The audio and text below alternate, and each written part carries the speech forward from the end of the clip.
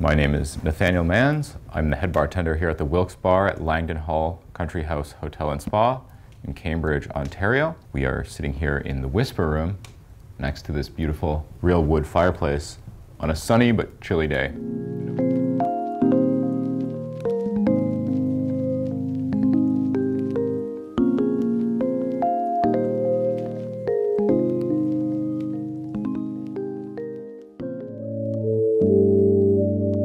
I'd say my bartending journey started long before standing behind a bar. I had a credit card bill to pay in university and got a job washing dishes. I saw the creativity of people working in the kitchen and how fulfilling that seemed to me, and decided that I wanted to be in a creative role. Just so happened that I gravitated more toward beverages than I did toward food, and so here we are. I ended up about a decade later making cocktails and directing the Wilks Bar beverage program at Langdon Hall. So we build our cocktails from a flavor first point of view. We really choose the flavors that we want to showcase and pick our balance, and then for the most part, we add in our spirits more or less at the end. We'll choose individual spirits, specific brands of gin, like a Nickel 9 Hidden Temple, or an apple brandy. There's a wide history of apple brandies, everywhere from beautiful Ontario apples all the way out to French Normandy Calvados. And so we'll build our cocktails using the flavors that we want to go along with, for instance, Gilded Temple. Then we'll try that cocktail with lots of products side by side and blind taste them. And we'll choose based on the ones that we like flavor-wise. So the bar opens at 10 a.m. I'm usually doing work long before that. Despite the optics, there's a lot of paperwork and ordering and back end of running a bar program. We'll come in, get the bar set up, make it look beautiful. We'll run a lunch service. The cocktails that we sell at lunch tend to be pretty different from the cocktails we sell at dinner. Lots of spirit-free options, lots more fresh, vibrant daytime cocktails. As lunch service is winding down, you think the bar slows down, we actually tend to speed up a little bit as check-ins at the hotel happen. People arrive. Maybe they arrive a little bit before check-in time. They need a place to sit down. We put a cocktail in their hand. They sit in the bar. And then dinner service starts. And what do people do before dinner?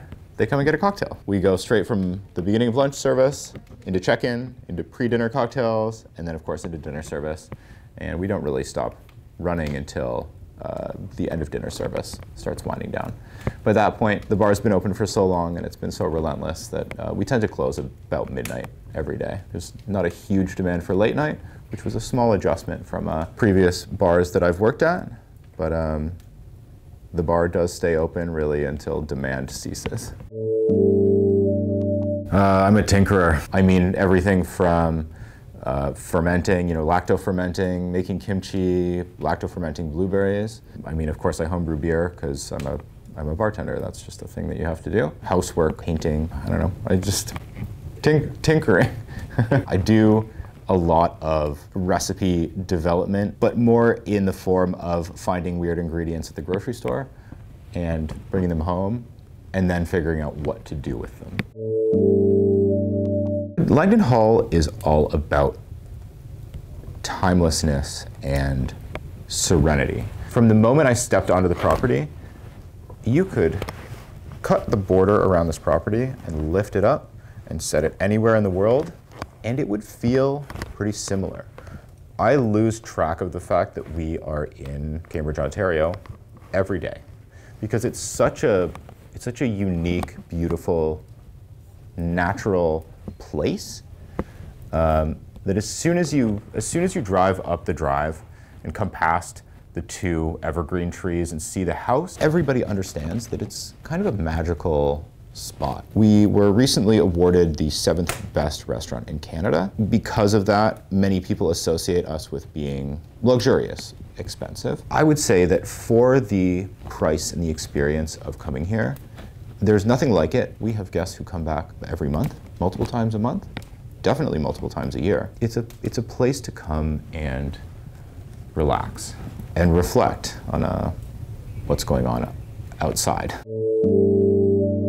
Well, I can definitely speak to drinks right now. The Glass Bird is our sustainable, sort of all-Canadian gin sour.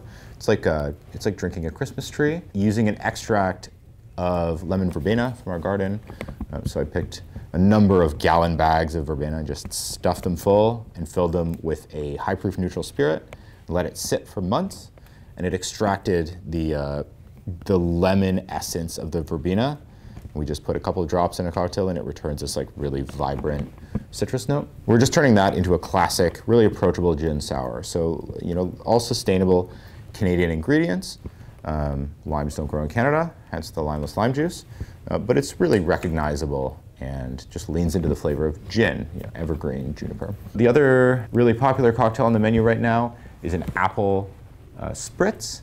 So we're using Gilded Temple, Nickel 9. We are using a fall spice and miso syrup, so cinnamon, vanilla, nutmeg, clove, star anise, and then some white miso for texture and salinity and savoriness. A dry farmhouse-style cider from Revel Cider. It's called Time and Place. And we're using just a touch of a malic and citric acid blend just to bring down some of the sweetness of the syrup. Smoked apple bitters, also from Nickel 9. And then we're garnishing it with sort of all of these cozy comfort spices like cinnamon and anise and a dehydrated apple. My favorite bar tool. I would say it has to be my Ernest Wright embroidery stork scissors. I was given a pair of Ernest Wright kitchen shears and immediately fell in love with them, but needed a smaller pair of scissors for trimming herbs and doing fine garnish work. I kind of bought the embroidery scissors on a bit of impulse. I was worried that they would be too thin to really stand up to the abuse of a bar, but I drop them on their point on concrete floors probably twice a day, just by, you know, bending over and picking up cases of spirits, and they fall directly out of my apron. And they, after 18 months of use, are still totally plumb. Their scissors are beautiful. I now own 3 pairs of their scissors, as well as a teeny tiny scissor pin. Order the thing on the menu that has the fewest ingredients you recognize. And through that process, I have found many ingredients that I do not like, but way more ingredients that I have fallen in love with and would never think to incorporate into cocktails. Every cocktail bar in North America has lemon juice, lime juice, sugar syrup. Not many bars are incorporating things like white miso into their syrups or red cinchona bark. There is so much that nature and the world has to offer that we build our cocktails starting with ingredients. The most important aspect is knowing ingredients, I would say. Wonderful.